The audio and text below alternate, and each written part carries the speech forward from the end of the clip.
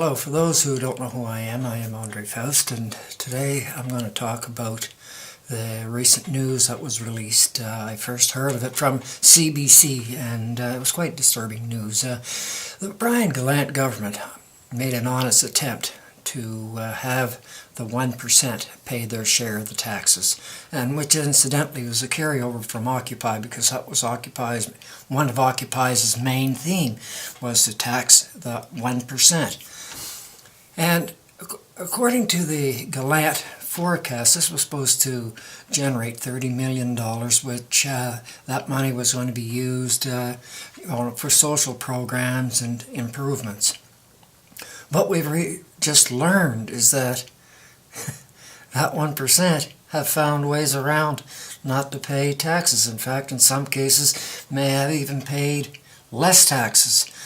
So the disturbing news is for that 1%, they really don't give a rat's ass about the rest of the province. They're just, self-centered, egocentric, what can I get? Let's go, if you're pulling in $800,000, what's a couple extra $1,000 on top of what you're paying? It's really, irrelevant, and that, makes it rough for the rest of the province. It makes it rough for the Gallant government or any other government that would be trying to implement some type of strategy to alleviate the fiscal problems that the province has. But it's just not happening because the wealthy aren't buying into it. They're trying to protect their own assets. But it's the rest of us New Brunswickers that have to end up paying for it. And what do we do?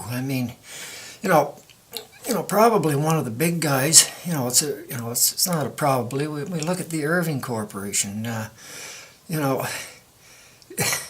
They find ways not to have to pay their share, and even take a look at what the Irvings go and do.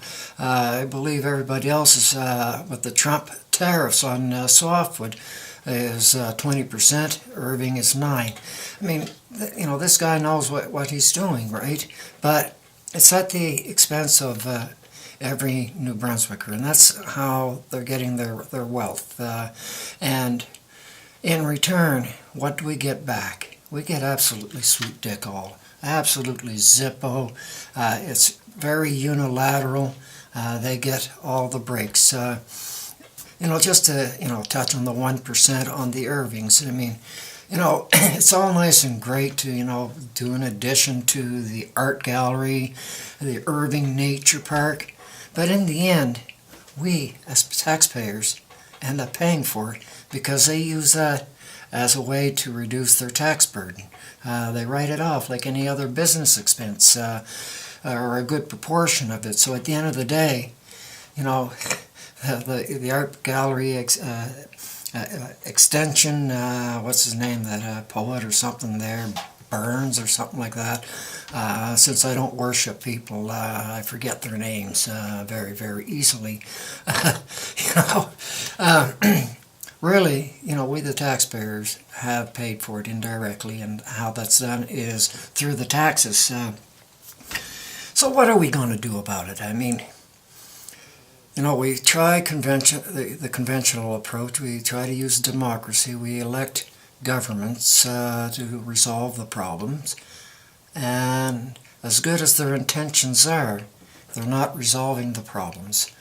Now, I'm an old school boy from La Belle Province de Quebec, and anyway, maybe it was part of my culture that I was early brought up into, is that there's at a point in time that you have to draw the line and say enough's enough, and now we're going to start to rock and roll.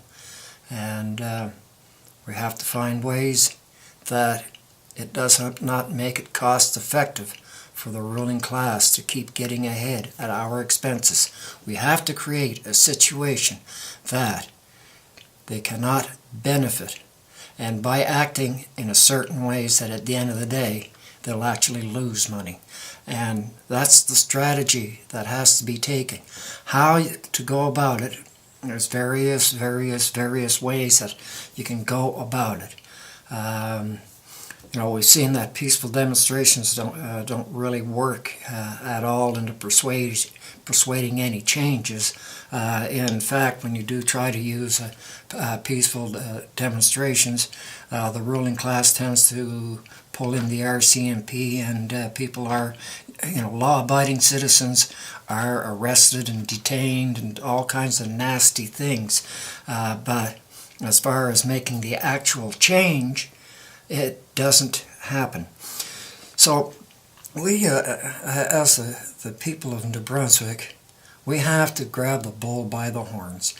We have to be very aggressive with our politicians. Now, in the next little while, they'll be starting to come door to door. And that's the time to, nail them on the issues. Fuck the potholes. That's minor detail. It's on issues of economy, on issues of corporate control, and unfortunately corporate control has gotten to such a point that our governments have become more puppet governments to these corporations, that 1%. Now, keep in mind that these 1%, they're the ones who tend to own the modes of production. They're the ones who owns the resources. So what that means is that they are in full control. And, personally, there isn't anything wrong with it. When it becomes an evil is when they advance themselves at the expense of the New Brunswick population, the expense of the New Brunswick worker. That's when it becomes a problem. And because that's a problem, we have to, take the initiative in ourselves to make that change. We cannot leave it just to our political leaders to do it. The PCs have tried using conservative ideologies. What success have they had? Very little. The Liberals have tried using liberal ideologies. Not much success. Now there are two parties in the waiting, the Green Party and the People's Alliance Party. But on both of those, I cannot comment onto them. I've looked at their platform, but if any one of them were to be elected, they're going to run into the same problems that the other two leading parties have. How are they going to resolve it? I mean, but we'll pick, for example, because I don't want to isolate any one community, but you have, let's say, Community A that Irving has a plant in. You're a Green Party MLA. You try to work for your constituency, and Irving looks at you and says, fuck you, I'm shutting the plant down.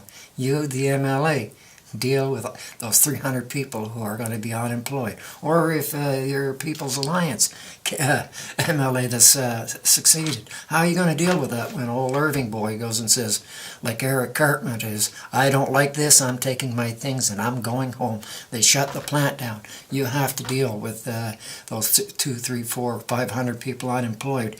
So our conventional ways of doing things has to change. We now have to think out of the box. We now have to start showing our teeth, and we have to start getting aggressive. How we do it? Well, we'll wait and see when the time comes. Thank you very much for tuning in. I'm Andre. Till next time.